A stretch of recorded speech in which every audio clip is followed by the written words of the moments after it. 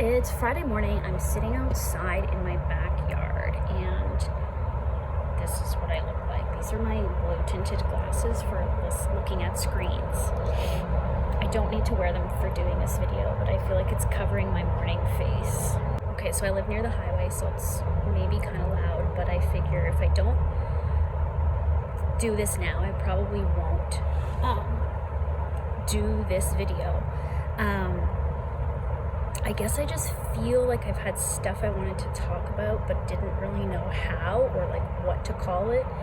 And I alluded to it a little bit on my Instagram. I posted something about meditation. Oh yeah, it was like a quote that somebody shared on their Instagram of something I had said. Like I was basically equating meditation as a tool to sort of function and, somehow function as a business owner, which is very overwhelming. Or as a creator or an entrepreneur or whatever you want to call what I do. And I guess since all of last year, with COVID and BLM and just the insane year that we've all experienced, obviously I really felt everything. Well, I say obviously because if you watch me enough, I think you know that I pick up on things and I feel things and I pay attention and all of that, or at least I try to.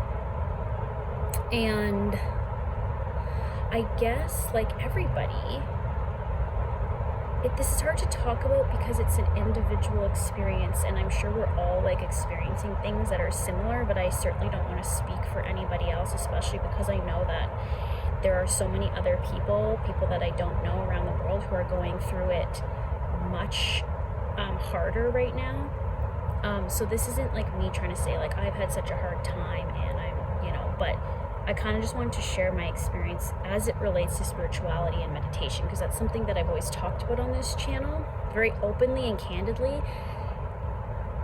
And I'm obviously not speaking coherently. I feel I just don't want to make anybody feel I'm just so conscious of how the things that I say when you're watching my videos might make you feel, because everybody is so triggered right now about everything, and I obviously just don't want to cause further damage by not being responsible with my words. And I guess I've been thinking about, have I been irresponsible with my words and opinions in the past? And I would have said before, oh, I don't care, what I think's what I think, and I have every right to say it. And I don't think I've ever said anything extremely controversial or offensive, but I guess I've just been thinking about, the problematic tones or the problematic language that is sometimes used in speaking about meditation and spirituality. And that's what I've been thinking a lot about, I would say, since last year, and definitely since Black Lives Matter started, since the more prominent uprising started and we all turned and started paying attention, which I did. If you follow me, I was talking a lot about it on social, and felt like I had been very ignorant for a long time, and living in that kind of spiritual space that was ignore any of the reality. And I see how that's problematic 100%. So I think it's I just want to share that I know that. And again, people can judge me however they want. I obviously choose to put myself on the internet, so it's it comes with the territory. But I figured since I've been sharing my spiritual part of my life, I also have to share my evolution, and I guess any of the reflection that I'm doing where I think maybe I've just not been fully not fully seen everything. Obviously, you learn and grow and you evolve. What you believed when you were 20 is not what you believe necessarily when you're 30, and how you behaved when you were a certain age is not, you're in constant growth. And I think that's something we forget with people who are on the internet. Although we see them growing and evolving their lives and doing new things, we don't necessarily accept that they may change their mind or see things a different way. I don't think there's space for that, and I think there should be. And yeah, I don't know what this conversation is about. There's a lot of things I'm thinking that I just want to share, I guess, in regards to things I've said in the past, which I didn't watch anything I've said in the past, but I know I've talked about like manifesting money. I've talked about sort of like how I run my business. You know, I talk about success and achievement, I think, here and there, because that's something that's important to me. And it's kind of like a default operating mode for me, like achievement. And I guess I've just been thinking about that. And the reason I brought up that quote 5 minutes ago or whatever about using meditation to run a business and how important it is, I wanted to address that. What I've realized, I think, since last year is that I've been a meditator, I guess, since 2013, and I've talked all about that.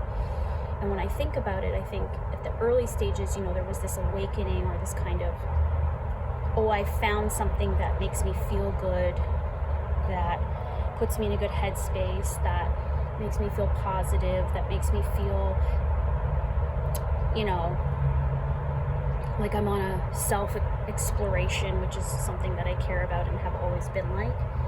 And then I realized that I sort of, for a long time, I think, used that practice as a way to further my achievement, if that makes any sense. And this is something that happens with things like yoga, meditation, all of these like wellness things. And I roll my eyes now when I say wellness, because I'm starting to see the sort of cracks and the flaws within that whole thing.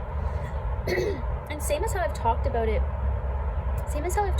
idea of perfectionism and veganism, or like people dealing with orthorexia or needing to be perfect. It's like, it's incredible how many of us obviously feel that way and function that way, and we don't realize it. And I think I started to do that with spirituality. You know, my initial intentions were to heal and to explore, and there were definitely aspects of that, like emotional healing aspect, or like discoveries that were like part of uncovering trauma, or just like past experiences that have affected me. But I think I preferred to use meditation as a way to focus, and then focus on what is sort of like innately important to me, which is being the best, achieving, getting to somewhere that I don't know what that is, this idea of manifesting what we want. And not that like any of this is wrong, it's just that I think for me personally, to recognize that I've been using meditation as a way to succeed and achieve, to me feels just like it's a very small part of its function, and perhaps I'm not exploring, or I've purposely sort of compartmentalized the other aspect of it that can be used for other things.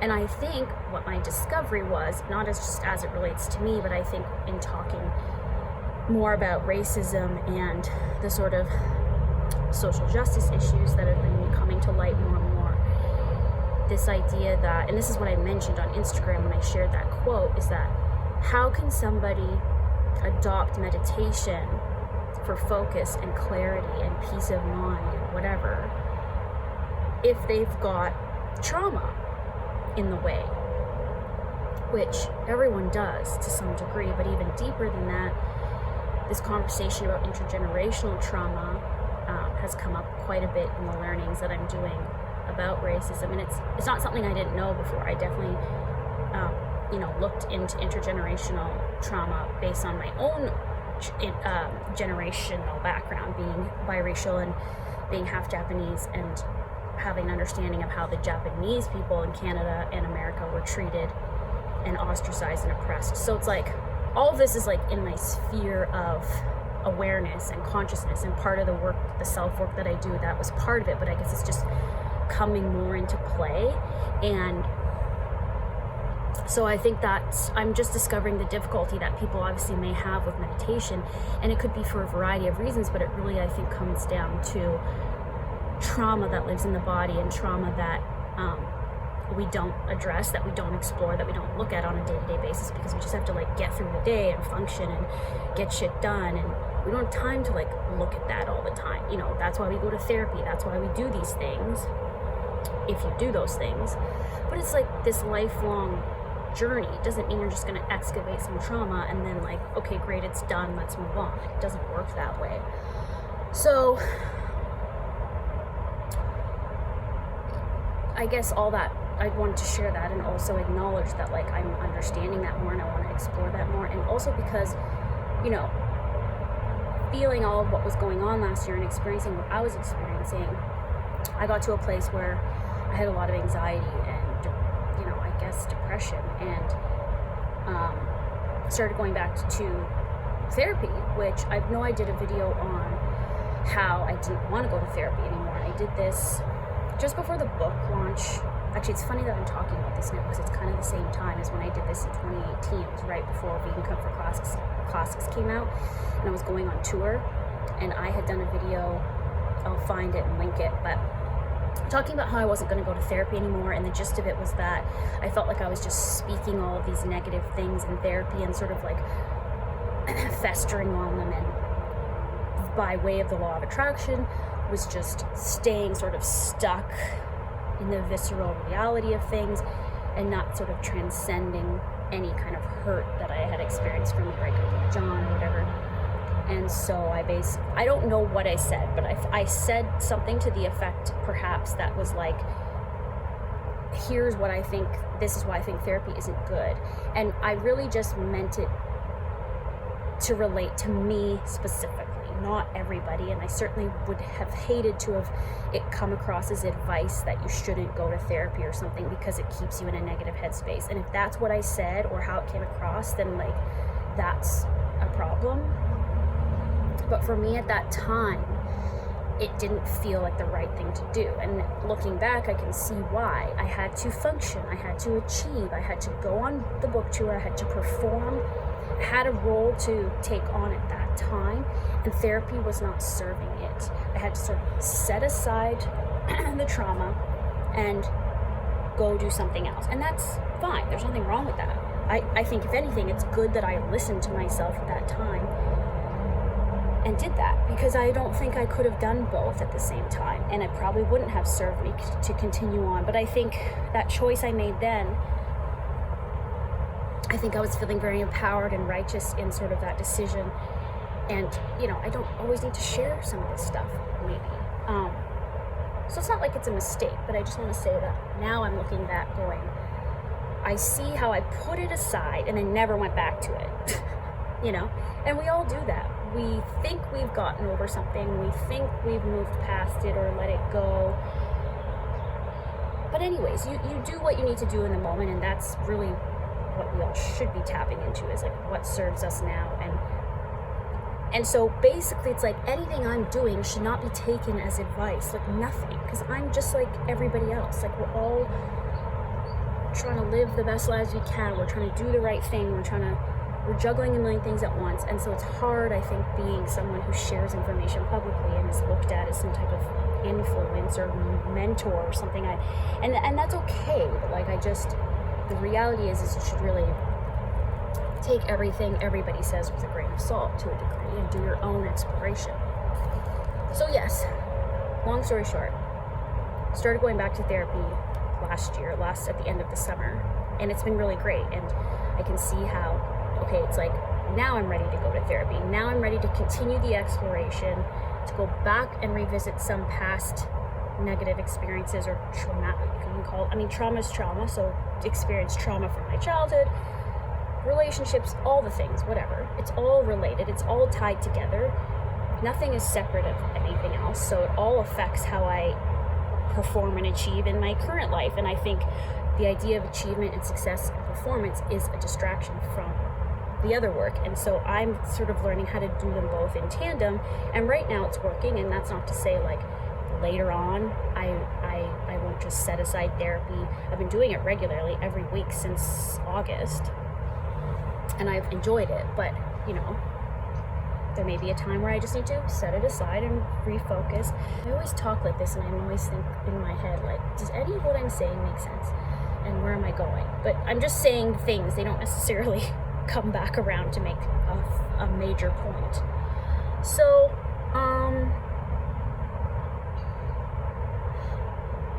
yeah.